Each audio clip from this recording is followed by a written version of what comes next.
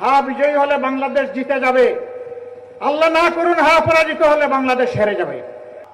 জুলাইয়ে যারা আন্দোলন করে, সংগ্রাম করে, বুক চিতিয়ে, জীবন দিয়ে, পঙ্গু হয়ে লড়াই করে আমাদেরকে বাংলাদেশ এনে দিয়েছে, তাদের কারো লাশ, কারো রক্ত আমাদের হাতের উপরে, ঘাড়ের উপরে।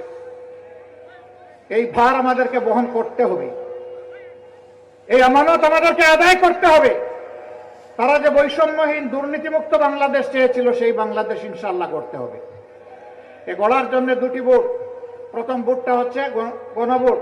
এখানে কি বলবেন? হা। কি বলবেন? হা মানে আজাদি, না মানে গুলামি। আজাদি না গুলামি? আজাদি না গুলামি? ইনশাআল্লাহ বাউফলবাসী তার স্বাক্ষর রাখবে, সারা বাংলাদেশে হা বিজয়ী হবে ইনশাআল্লাহ। হা বিজয়ী হলে বাংলাদেশ জিতে যাবে, আল্লাহ না করুন হা পরাজিত হলে বাংলাদেশ হেরে যাবে। আমরা কি বাংলাদেশকে হারাবো না জিতাবো? ইনশাআল্লাহ হা ভোটের বিজয় হবে, আল্লাহ তৌফিক দেন। দ্বিতীয় ভোটটা সরকার গঠনের। কারা গড়বে?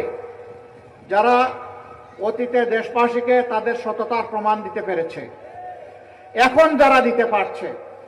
যারা অতীতে প্রমাণ দিতে পারে নাই, এখনো যারা পারছে না, জনগণের কাছে ভোট চাওয়ার অধিকার তাদের নাই। ভোট তারা চাইবে।